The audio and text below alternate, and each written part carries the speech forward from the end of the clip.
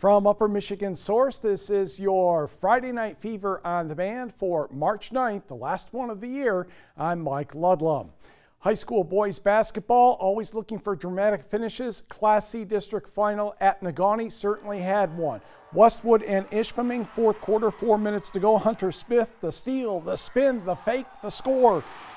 50-46, Hematites over Westwood. Down to a minute and a half to go. Hart Holmgren drives, hesitates, scores, fouled. Ishpeming up 7, 53-46. Same score, under a minute to go. Nathan Beckman, Blake Hewitt for three. Patriots trail 53-49. Then with 8.1 seconds left in regulation, Taylor Delangelo made his third straight free throw. Westwood trails by 1, 53-52, and a quick foul on Hart Holmgren on the inbound. Ishpeming in the double bonus, but Holmgren missed both free throws. Rebound, David Delary to Taylor Delangelo. Tick, tick, tick, tick, tick, tick. Nathan Beckman for the win. No. Blake Hewitt. Basket.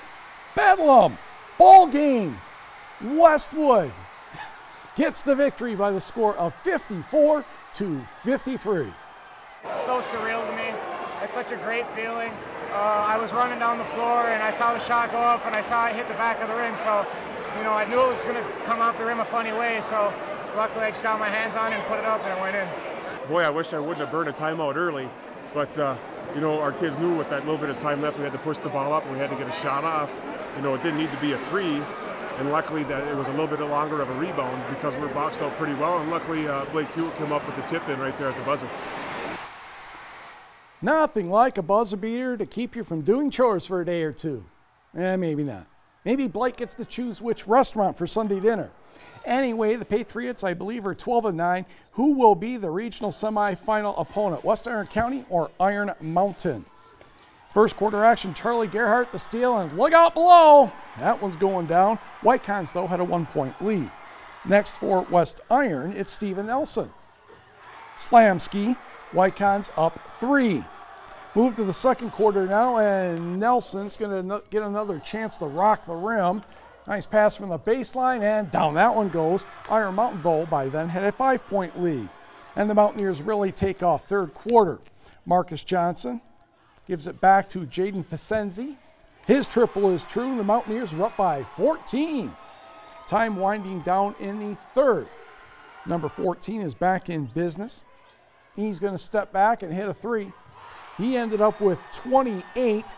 Mountaineers up by 15. They win by 15, 61-46. So it's Iron Mountain and Westwood in the first regional semifinal Monday in Marquette.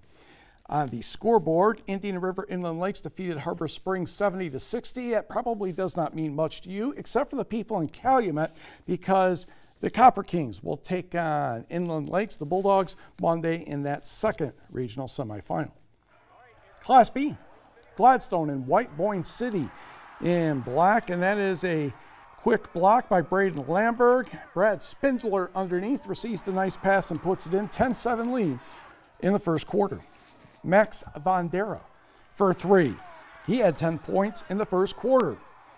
Braves leading by 2 right before the half, but Dylan Sulak puts it in. He had 21 points. Ramblers up by 1, 18-17. Oh, excuse me, that was the end of the first quarter. Let's go to the second.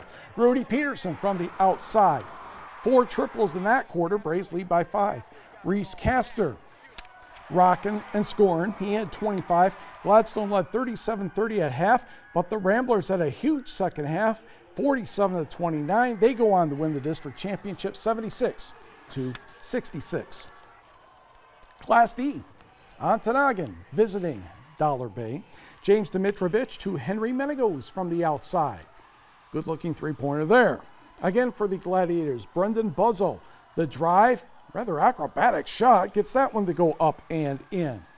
But we'll continue the same sequence. Brendan LeClaire, Jacob Iacono, no-look pass to Brandon Thompson for 3. Yes, dramatic effect, thank you. Thompson is to LeClaire, who is so doggone wide open he doesn't know what to do. Dollar Bay goes on to win a second straight district championship, 69-46. And Dollar Bay will take on Rapid River Tuesday in a regional semifinal at Negaunee. That'll be the second game of that doubleheader. Rockets over Mid-Peninsula 54-40. In the first game of the doubleheader, it will be Trail Creek and Kearney NATO. The Panthers defeated Wakefield Marinisco 49-21. Jake Witt had 21 points and 14 rebounds.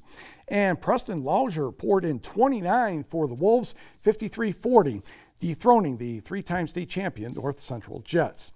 Also in Class D in the Eastern UP, Cedarville wins the district title 66-42 over Pickford, and Pellston downed Mackinac City 88-59. GLIAC women's basketball, the Midwest Regional down in Ashland, Ohio. Michigan Tech simply ran out of gas the last couple of weeks of the season. Not much they can do. Huskies lose to Grand Valley State 75-54. Huskies end the year 23-6. Brenna Heisey had 14 points. 3 others had 8, including Escaneva's Michelle Lefebvre. Oh, by the way, the undefeated, top-ranked, and defending national champion Eagles only beat Hillsdale 104-82. WCHA playoffs, second round, NMU at home against Bowling Green. Falcons with an early goal on a power play. NMU goes to work. And Troy Loggins will get the goal from Adam Rockwood, and that tied the game at 1.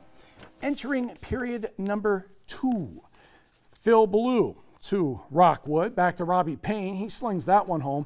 Hard to tell if the goaltender could see that one.